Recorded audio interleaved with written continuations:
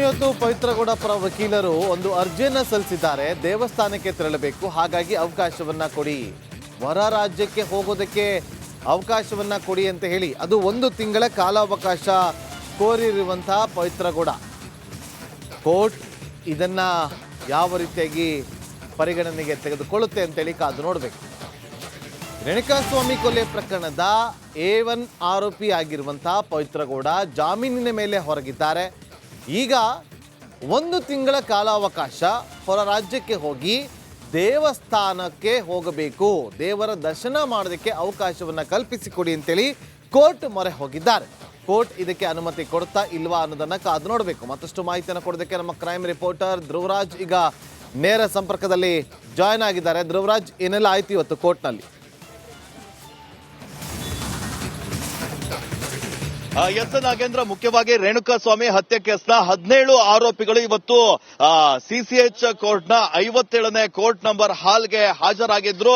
ಇದು ಮುಖ್ಯ ಯಾಕೆ ಬಂದ್ರು ಅಂತ ನಾವು ನೋಡ್ತಾ ಹೋಗೋದಾದ್ರೆ, ಈ ಒಂದು ರೇಣುಕಾಸ್ವಾಮಿ ಹತ್ಯೆ ಕೇಸ್ನಲ್ಲಿ ಚಾರ್ಜಸ್ ಫ್ರೇಮ್ ಅನ್ನ ಇವತ್ತು ಮಾಡಬೇಕು ಅಂತ ನಿಗದಿ ಆಗಿತ್ತು. ಈ ಚಾರ್ಜಸ್ ಫ್ರೇಮ್ ಅಂದ್ರೆ ಏನಂತ ಹೇಳಿದ್ರೆ, ಈ ಕೇಸ್ನಲ್ಲಿ ಎಲ್ಲಾ ಆರೋಪಿಗಳನ್ನ ಕೂಡ ಕಟಕಟೆಯಲ್ಲಿ ನಿಲ್ಲಿಸಿ ನಿಮ್ಮ ಮೇಲೆ ಈ ರೀತಿಯ ಆರೋಪಗಳಿದ್ದಾವೆ ಅಂತ ಹೇಳಿ ನ್ಯಾಯಾಧೀಶರು ಕೇಳ್ತಾರೆ. ಅವಾಗ ಇವರು ಈ ಆರೋಪಿಗಳೇನಾದ್ರೂ ಒಪ್ಕೊಂಡ್ರು ಅಂತ ಹೇಳಿದ್ರೆ ಆ ಕೇಸ್ನ ತೀರ್ಪನ್ನ ಆದಷ್ಟು ಬೇಗವನ್ನ ನೀಡ್ತಾರೆ. ಆದ್ರೆ ಆರೋಪಿಗಳು ಪೊಲೀಸರು ಮಾಡ್ತಾ ಇರುವಂತಹ ಆರೋಪಗಳೆಲ್ಲವೂ ಕೂಡ ಸುಳ್ಳು ಸ್ವಾಮಿ, ಈ ಕೊಲೆ ಕೇಸ್ನಲ್ಲಿ ನನ್ನ ಪಾತ್ರ ಇಲ್ಲ ಅಂತ ಹೇಳಿ ಆರೋಪಿಗಳು ಇದನ್ನ ಟ್ರಯಲ್ ಮಾಡಬೇಕು ನೀವು ಅಂತ ಮನವಿಯನ್ನ ಮಾಡಿದ್ರೆ ಟ್ರಯಲ್ ಶುರುವಾಗುತ್ತೆ ಅಲ್ಲಿಂದ. ಹಾಗಾಗಿ ಇವತ್ತು ಎಲ್ಲ ಆರೋಪಿಗಳಿಗೆ ಹಾಜರಾಗಲು ತಿಳಿಸಲಾಗಿತ್ತು. ಆದ್ರೆ ಈ ಚಾರ್ಜಸ್ ಫ್ರೇಮ್ ಏನಿದೆ ಅದು ಈಗ ಮುಂದೂಡಿಕೆ ಆಗಿದೆ. 25/2/2024 ಅಂದ್ರೆ ಫೆಬ್ರವರಿ 25ನೇ ತಾರೀಕು ಮತ್ತೊಮ್ಮೆ ಎಲ್ಲ ಆರೋಪಿಗಳು ನ್ಯಾಯಾಧೀಶರ ಮುಂದೆ ಹಾಜರಾಗಬೇಕಾಗಿರುವಂತದ್ದು. ಇನ್ನೊಂದು, ಈ ಕೋರ್ಟ್ನ ಒಳಗೆ ಇವತ್ತು ಒಂದು ಇಂಟ್ರೆಸ್ಟಿಂಗ್ ವಿಚಾರ ಕೂಡ ನಡೀತು. ಕೊಲೆ ಆರೋಪಿ A1 ಆರೋಪಿ ಪವಿತ್ರ ಗೌಡ, A2 ದರ್ಶನ್ ಇಬ್ರು ಕೂಡ 6 ತಿಂಗಳ ಬಳಿಕ ಮುಖಾಮುಖಿಯಾಗಿದ್ರು.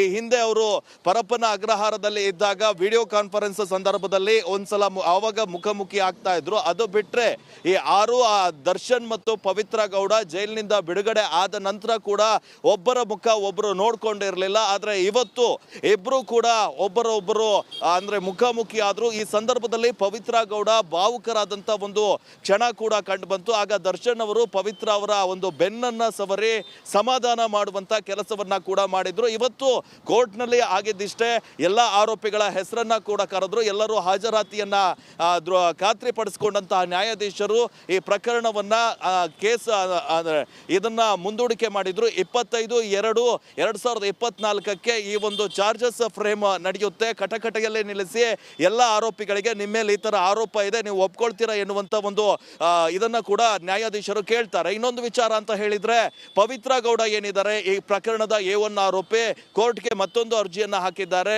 ಅವರ ಷರತ್ತು ಇರುವಂತೆ ಈ ಒಂದು ನ್ಯಾಯಾಲಯವನ್ನ ವ್ಯಾಪ್ತಿಯನ್ನ ಬಿಟ್ಟು ಅವರು ಹೊರ ಹೋಗುವಂತಿಲ್ಲ ಅನ್ನುವಂತ ಒಂದು ಷರತ್ತು ಕೂಡ ವಿಧಿಸಲಾಗಿದೆ ಅವರಿಗೆ ಬೇಲನ್ನ ನೀಡುವಂತ ಸಂದರ್ಭದಲ್ಲಿ. ಹೀಗಾಗಿ ಪವಿತ್ರ ಗೌಡ ಅವರು ಈಗೊಂದು ಅರ್ಜಿಯನ್ನ ಸಲ್ಲಿಕೆ ಮಾಡಿದ್ದಾರೆ. ನಾನು ಹೊರ ರಾಜ್ಯಕ್ಕೆ ಹೋಗಬೇಕು, 1 ತಿಂಗಳ ಕಾಲ ನನಗೆ ಹೊರ ರಾಜ್ಯಕ್ಕೆ ಹೋಗ್ಲಿಕ್ಕೆ ಅವಕಾಶವನ್ನ ಕಲ್ಪಿಸಿಕೊಡಿ ಅಂತ ಹೇಳಿ ಅರ್ಜಿಯನ್ನ ಕೂಡ ಸಲ್ಲಿಕೆ ಮಾಡಿದ್ದಾರೆ. ಇದಕ್ಕೆ SPP ಅವರಿಗೆ ಆಕ್ಷೇಪಣೆ ಸಲ್ಲಿಕೆಗೆ ಅವಕಾಶವನ್ನ ಮಾಡಿಕೊಟ್ಟು ಕೇಸನ್ನ ಈ ವಿಚಾರಣೆಯನ್ನ ಮುಂದೂಡಿಕೆ ಮಾಡಿದ್ದಾರೆ. ಒಟ್ಟಾರೆಯಾಗಿ ಇವತ್ತು ಈ ಪ್ರಕರಣದಲ್ಲಿ A1 ಹಾಗೆ A2 ಆರೋಪಿಗಳು ಹಾಗೆ ಉಳಿದ 17 ಆರೋಪಿಗಳು ರೇಣುಕಾಸ್ವಾಮಿ ಹತ್ಯೆ ಕೇಸ್ನ 17. Okay, thank you Dhruvaraj. ಇವತ್ತು ಪವಿತ್ರಗೌಡ ಪರ ವಕೀಲರು ಒಂದು ಅರ್ಜಿಯನ್ನ ಸಲ್ಲಿಸಿದ್ದಾರೆ. ದೇವಸ್ಥಾನಕ್ಕೆ ತೆರಳಬೇಕು, ಹಾಗಾಗಿ ಅವಕಾಶವನ್ನ ಕೊಡಿ, ಹೊರ ರಾಜ್ಯಕ್ಕೆ ಹೋಗೋದಕ್ಕೆ ಅವಕಾಶವನ್ನ ಕೊಡಿ ಅಂತ ಹೇಳಿ ಅದು 1 ತಿಂಗಳ ಕಾಲಾವಕಾಶ ಕೋರಿರುವಂತಹ ಪವಿತ್ರಗೌಡ ಕೋರ್ಟ್ ಇದನ್ನ ಯಾವ ರೀತಿಯಾಗಿ ಪರಿಗಣನೆಗೆ ತೆಗೆದುಕೊಳ್ಳುತ್ತೆ ಅಂತೇಳಿ ಕಾದು ನೋಡಬೇಕು. ರೇಣುಕಾಸ್ವಾಮಿ ಕೊಲೆ ಪ್ರಕರಣದ A1 ಆರೋಪಿ ಆಗಿರುವಂತಹ ಪವಿತ್ರಗೌಡ ಜಾಮೀನಿನ ಮೇಲೆ ಹೊರಗಿದ್ದಾರೆ.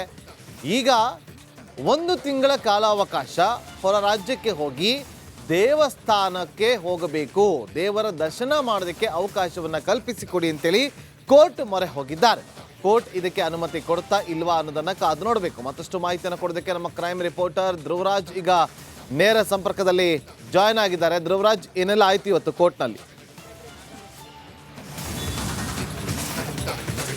ಎಸ್ ನಾಗೇಂದ್ರ, ಮುಖ್ಯವಾಗಿ ರೇಣುಕಾಸ್ವಾಮಿ ಹತ್ಯೆ ಕೇಸ್ನ 17 ಆರೋಪಿಗಳು ಇವತ್ತು ಸಿಸಿಎಚ್ ಕೋರ್ಟ್ನ 57ನೇ ಕೋರ್ಟ್ ನಂಬರ್ ಹಾಲ್ಗೆ ಹಾಜರಾಗಿದ್ರು. ಇದು ಮುಖ್ಯ ಯಾಕೆ ಬಂದ್ರು ಅಂತ ನಾವು ನೋಡ್ತಾ ಹೋಗೋದಾದ್ರೆ, ಈ ಒಂದು ರೇಣುಕಾಸ್ವಾಮಿ ಹತ್ಯೆ ಕೇಸ್ನಲ್ಲಿ ಚಾರ್ಜಸ್ ಫ್ರೇಮ್ ಅನ್ನ ಇವತ್ತು ಮಾಡಬೇಕು ಅಂತ ನಿಗದಿ ಆಗಿತ್ತು. ಈ ಚಾರ್ಜಸ್ ಫ್ರೇಮ್ ಅಂದ್ರೆ ಏನಂತ ಹೇಳಿದ್ರೆ, ಈ ಕೇಸ್ನಲ್ಲಿ ಎಲ್ಲಾ ಆರೋಪಿಗಳನ್ನ ಕೂಡ ಕಟಕಟೆಯಲ್ಲಿ ನಿಲ್ಲಿಸಿ ನಿಮ್ಮ ಮೇಲೆ ಈ ರೀತಿಯ ಆರೋಪಗಳಿದ್ದಾವೆ ಅಂತ ಹೇಳಿ ನ್ಯಾಯಾಧೀಶರು ಕೇಳ್ತಾರೆ. ಅವಾಗ ಇವರು ಈ ಆರೋಪಿಗಳೇನಾದ್ರೂ ಒಪ್ಕೊಂಡ್ರು ಅಂತ ಹೇಳಿದ್ರೆ ಆ ಕೇಸ್ನ ತೀರ್ಪನ್ನ ಆದಷ್ಟು ಬೇಗವನ್ನ ನೀಡ್ತಾರೆ. ಆದ್ರೆ ಆರೋಪಿಗಳು ಪೊಲೀಸರು ಮಾಡ್ತಾ ಇರುವಂತ ಆರೋಪಗಳೆಲ್ಲವೂ ಕೂಡ ಸುಳ್ಳು ಸ್ವಾಮಿ, ಈ ಕೊಲೆ ಕೇಸ್ನಲ್ಲಿ ನನ್ನ ಪಾತ್ರ ಇಲ್ಲ ಅಂತ ಹೇಳಿ ಆರೋಪಿಗಳು ಇದನ್ನ ಟ್ರಯಲ್ ಮಾಡಬೇಕು ನೀವು ಅಂತ ಮನವಿಯನ್ನ ಮಾಡಿದ್ರೆ ಟ್ರಯಲ್ ಶುರುವಾಗುತ್ತೆ ಅಲ್ಲಿಂದ. ಹಾಗಾಗಿ ಇವತ್ತು ಎಲ್ಲ ಆರೋಪಿಗಳಿಗೆ ಹಾಜರಾಗಲು ತಿಳಿಸಲಾಗಿತ್ತು. ಆದ್ರೆ ಈ ಚಾರ್ಜಸ್ ಫ್ರೇಮ್ ಏನಿದೆ ಅದು ಈಗ ಮುಂದೂಡಿಕೆ ಆಗಿದೆ. 25/2/2024 ಅಂದ್ರೆ ಫೆಬ್ರವರಿ 25ನೇ ತಾರೀಕು ಮತ್ತೊಮ್ಮೆ ಎಲ್ಲ ಆರೋಪಿಗಳು ನ್ಯಾಯಾಧೀಶರ ಮುಂದೆ ಹಾಜರಾಗಬೇಕಾಗಿರುವಂತದ್ದು. ಇನ್ನೊಂದು, ಈ ಕೋರ್ಟ್ನ ಒಳಗೆ ಇವತ್ತು ಒಂದು ಇಂಟ್ರೆಸ್ಟಿಂಗ್ ವಿಚಾರ ಕೂಡ ನಡೀತು. ಕೊಲೆ ಆರೋಪಿ A1 ಆರೋಪಿ ಪವಿತ್ರ ಗೌಡ, A2 ದರ್ಶನ್ ಇಬ್ರು ಕೂಡ 6 ತಿಂಗಳ ಬಳಿಕ ಮುಖಾಮುಖಿಯಾಗಿದ್ರು. ಈ ಹಿಂದೆ ಅವರು ಪರಪ್ಪನ ಅಗ್ರಹಾರದಲ್ಲಿ ಇದ್ದಾಗ ವಿಡಿಯೋ ಕಾನ್ಫರೆನ್ಸ್ ಸಂದರ್ಭದಲ್ಲಿ ಒಂದ್ಸಲ ಆವಾಗ ಮುಖಾಮುಖಿ ಆಗ್ತಾ ಇದ್ರು. ಅದು ಬಿಟ್ರೆ ಈ 6 ದರ್ಶನ್ ಮತ್ತು ಪವಿತ್ರ ಗೌಡ ಜೈಲಿನಿಂದ ಬಿಡುಗಡೆ ಆದ ನಂತರ ಕೂಡ ಒಬ್ಬರ ಮುಖ ಒಬ್ಬರು ನೋಡ್ಕೊಂಡಿರಲಿಲ್ಲ. ಆದ್ರೆ ಇವತ್ತು ಇಬ್ರು ಕೂಡ ಒಬ್ಬರೊಬ್ಬರು ಅಂದ್ರೆ ಮುಖಾಮುಖಿ ಆದ್ರು. ಈ ಸಂದರ್ಭದಲ್ಲಿ ಪವಿತ್ರ ಗೌಡ ಭಾವುಕರಾದಂತ ಒಂದು ಕ್ಷಣ ಕೂಡ ಕಂಡು ಬಂತು. ಆಗ ದರ್ಶನ್ ಅವರು ಪವಿತ್ರ ಅವರ ಒಂದು ಬೆನ್ನನ್ನ ಸವರಿ ಸಮಾಧಾನ ಮಾಡುವಂತ ಕೆಲಸವನ್ನ ಕೂಡ ಮಾಡಿದ್ರು. ಇವತ್ತು ಕೋರ್ಟ್ ನಲ್ಲಿ ಆಗಿದ್ದಿಷ್ಟೇ, ಎಲ್ಲ ಆರೋಪಿಗಳ ಹೆಸರನ್ನ ಕೂಡ ಕರೆದ್ರು. ಎಲ್ಲರೂ ಹಾಜರಾತಿಯನ್ನ ಖಾತ್ರಿಪಡಿಸಿಕೊಂಡಂತಹ ನ್ಯಾಯಾಧೀಶರು ಈ ಪ್ರಕರಣವನ್ನ ಕೇಸ್ ಇದನ್ನ ಮುಂದೂಡಿಕೆ ಮಾಡಿದ್ರು. 25/2/2024 ಈ ಒಂದು ಚಾರ್ಜಸ್ ಫ್ರೇಮ್ ನಡೆಯುತ್ತೆ. ಕಟಕಟೆಯಲ್ಲಿ ನಿಲ್ಲಿಸಿ ಎಲ್ಲ ಆರೋಪಿಗಳಿಗೆ ನಿಮ್ಮ ಮೇಲೆ ಈ ತರ ಆರೋಪ ಇದೆ, ನೀವು ಒಪ್ಕೊಳ್ತೀರಾ ಎನ್ನುವಂತ ಒಂದು ಇದನ್ನ ಕೂಡ ನ್ಯಾಯಾಧೀಶರು ಕೇಳ್ತಾರೆ. ಇನ್ನೊಂದು ವಿಚಾರ ಅಂತ ಹೇಳಿದ್ರೆ, ಪವಿತ್ರ ಗೌಡ ಏನಿದ್ದಾರೆ ಈ ಪ್ರಕರಣದ A1 ಆರೋಪಿ, ಕೋರ್ಟ್ಗೆ ಮತ್ತೊಂದು ಅರ್ಜಿಯನ್ನ ಹಾಕಿದ್ದಾರೆ.